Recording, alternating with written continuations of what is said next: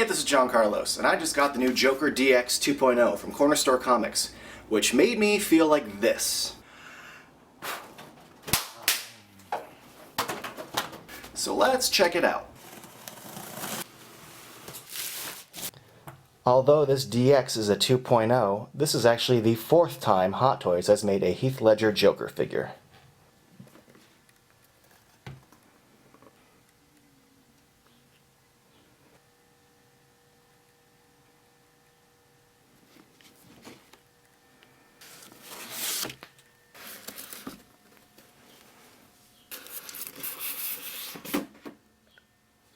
Aside from extra joints, this figure comes with a lot of hands, including a gloved left and right gun hand, relaxed palm, fist, finger point, ungloved hands like a fist, a finger point, relaxed palms, and jazz hands. The figure comes fully dressed in the package. His coat or anything like that is not on a separate piece, and it comes with 2 heads, this laughing one and the DX eye-rolling one. The figure comes with various accessories, including a lamp for the desk, various knives and a pencil, handcuffs, cards, and money, 3 different guns, the figure stand that attaches to the base, and the chair and the desk. And underneath the base, the instruction manual.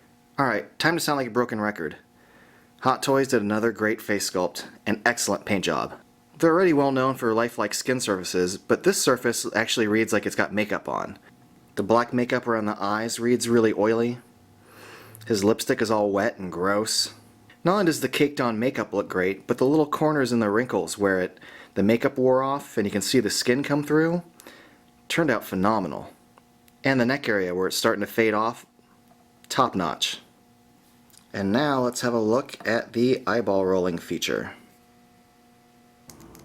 Moving it to the right.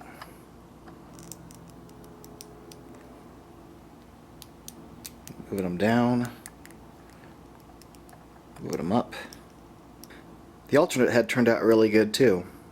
His face is a little oilier, so his makeup is a little more faded and distressed. And man, it genuinely looks like his face is all oily and greasy.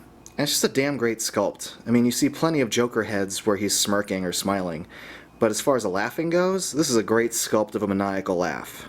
Now, the costume detail is, I think, where this figure really shines. I mean, in a word, it's superb. The inner lining of the overcoat, the gray coat underneath, then you take into account the vest, the tie, and the detail on the shirt. One fun detail is the lapel is magnetic. And if you want to see some details that are so good they'll make you puke, look at these shoes.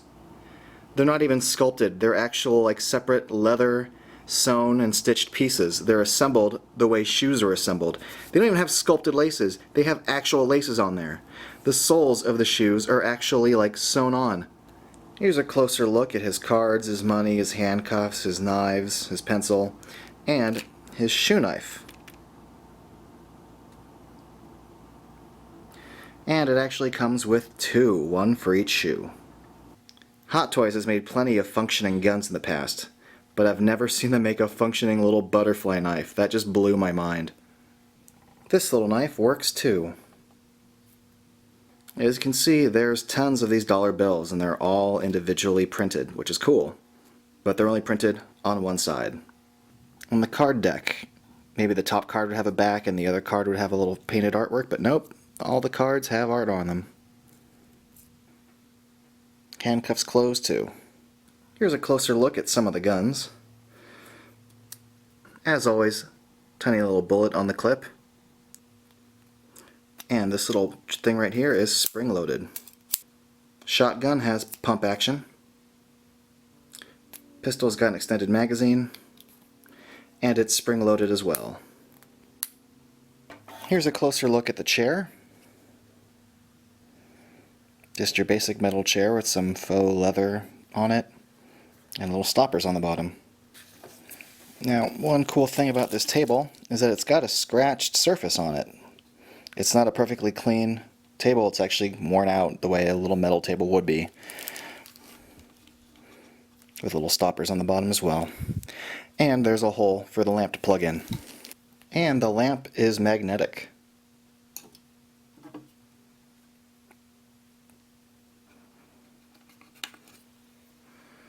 The instruction booklet also comes with these little Velcro tapes for the diorama. So let's put it together. Here's the door wall. And they even tell you where to put the Velcro tapes. Alright, so I will be taking these sides of the sticker off and applying it here. Here goes nothing. And what should be cool about this, I hope, is when I pull this apart, each respective sticker will stay on the separate board.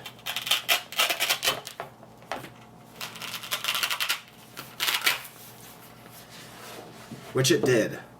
But be warned that the what's considered the female side of Velcro, the kind of the hairy side, leaves all sorts of little hair fibers everywhere. So you're going to have to clean them off considerably on your first time use. And now the other side. Now in the packaging, this one gets folded a bit, so you're going to have to try your best to keep it straight when you're displaying it. And these pieces of the mirrored windows come off, which is a really nice touch. I thought these were just going to be like painted on, or just printed on with like a fake, you know, window sheen to them, but I think that's a really nice touch. I'm really impressed. Yeah, I just popped on the alternate head, and I'm happy to report that the DX head popped off quite easily, and this new one came on just as easily. Just thought I'd give you a closer look at the detail on the shirt, the detail on the stitching on the vest, especially the back. That's just flawless. And he comes with his gold chain attached, which I didn't notice when the coat was on.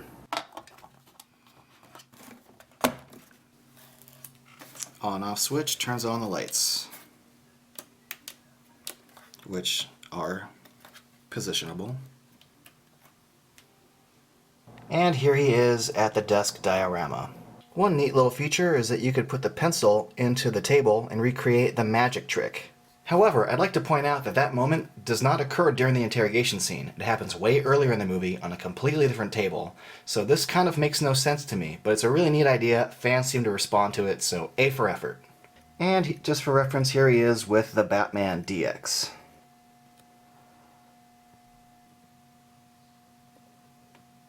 And for height comparison, here he is next to Lieutenant Gordon.